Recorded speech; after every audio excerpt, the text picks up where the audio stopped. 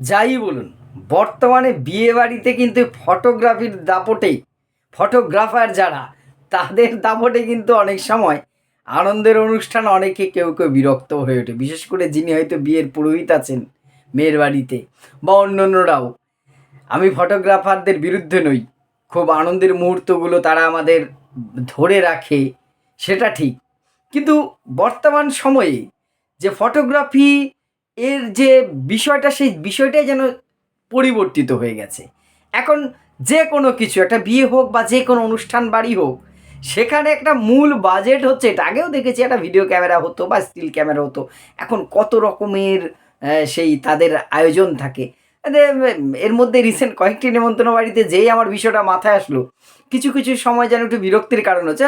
সিঁদুর পড়াচ্ছে বর তার বউকে, একবার পড়ায় বা যেটা নিয়ম আছে হয়ে গেল, ব্যাস, এই দাঁড়াও, আবার এইভাবে, এইভাবে না ওইভাবে।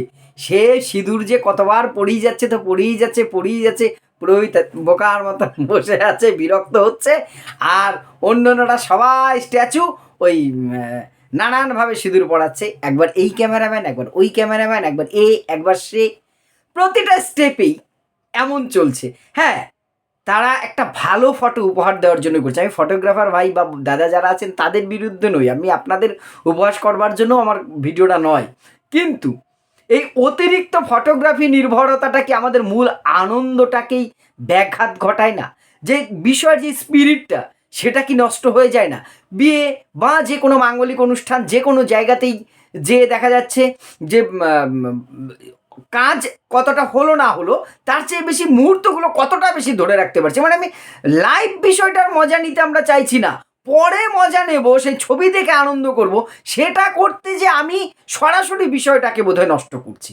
অর্থাৎ বিয়ে একটা পবিত্র জিনিস, দুটো শুধু মানুষের মিল নয়, দুটো পরিবার, আত্মীয়, বন্ধু সবার সাথে একটা মেলামেশা হয়, সেখানে একত্রিত হয়। সেইখানে দেখা যাচ্ছে এই দাঁড়িয়ে, বসে, শুয়ে, উল্টে, পাল্টে কত রকমভাবে ছবি তোলা যায়। তারপরে আছে pre wedding photoshoot, post wedding photoshoot, তারপরে অন্য প্রতিটা মুহূর্তই যেন এমনভাবে চলছে যাতে করে তাদের ইনস্ট্রাকশনে টোটাল বিয়ে বাড়িটা চলছে।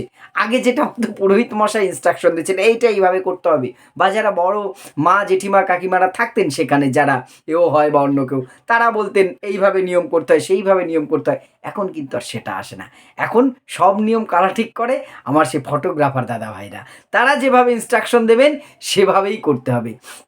শুধু বিয়ে বাড়ি কেন, কোনো একটা জন্মদিন বাড়ি দেখবেন, বিবাহবার্ষিক হোক, অন্নপ্রাশন হোক, অন্য যে কোনো মাঙ্গলিক অনুষ্ঠান বা যে কোনো উৎসবই হোক, এই অর্থাৎ শুধু পাত্রপাত্রী বা মূল যারা ক্যারেক্টার তারা নয়, অন্য না, আমরা যারাও যাই, সত্যি কথা, আমাদেরও মাথা থেকে এই জামাটা একবার পরেছে, এই শাড়িটা পরেছে, আবার পরা যাবে না, ফটোতে এটা উঠবে না। অর্থাৎ মাথায় যেন এখন সেটাই কাজ করছে, সব কিছুকেই ফটোশ্যুটে নির্ভর হয়ে যাচ্ছে না আমরা অতিরিক্ত। পরবর্তীকালে আমার এখনকার মুহূর্তটাকে দেখব বলে এখনকার মুহূর্তটাকে আমি এই মুহূর্তে নষ্ট করছি, এইটা হয়ে উঠছে না আমার। কিন্তু অন্তত বেশ কয়েক জায়গায় এই ইদানিংয়ে কয়েকটি বিয়ে বাড়ি পরপর অ্যাটেন্ড করে এটা মনে হয়েছে, দেখা যাচ্ছে সেই ছেলের বাড়ি বিয়েতে সকাল থেকে সেই ছেলেরও ফটোশ্যুট চলছে, একবার টোপর উঠিয়ে, একবার টোপর নামিয়ে, একবার এইভাবে, একবার কাঁধে গামছা, হাতে গামছা, কোমরে গামছা, কত রকমভাবে ফটোশ্যুট। বা অন্য লোকজন এই গায়ে হলুদ করতে হবে, স্নান করাতে হবে, এই দেরি হয়ে যাচ্ছে, সেদিক থেকে কিন্তু ফটোগ্রাফার যতক্ষণ অব্দি ওকে সার্টিফিকেট না দিচ্ছে, সে কিন্তু অন্য কাজে আসতে পারছে না। এই বিষয়টাই যেন এখন একটা বড় বিড়ম্বনার কারণ হয়ে যাচ্ছে। অনেকেই দেখেছি সময় সময় কিন্তু বিরক্ত হয়ে যাচ্ছেন, আমি একা হয়তো নেই, আপনাদেরও কিন্তু এই অভিজ্ঞতা নিশ্চয়ই আছে। ভালো জিনিসটাও কোথায় যেন একটু অতিরঞ্জিত হয়ে যাচ্ছে, মাত্রাতিরিক্ত উন্মাদনার ফলে কিন্তু মূল বিষয়টার প্রতি একটা অচিরেই বিরক্তি না চলে আসে।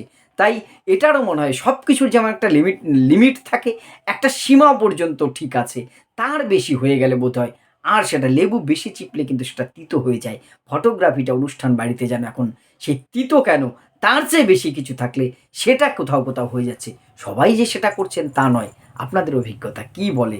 আমার সাথে একমত হন আর দ্বিমত হন, অবশ্যই কমেন্ট করে জানাবেন। ধন্যবাদ।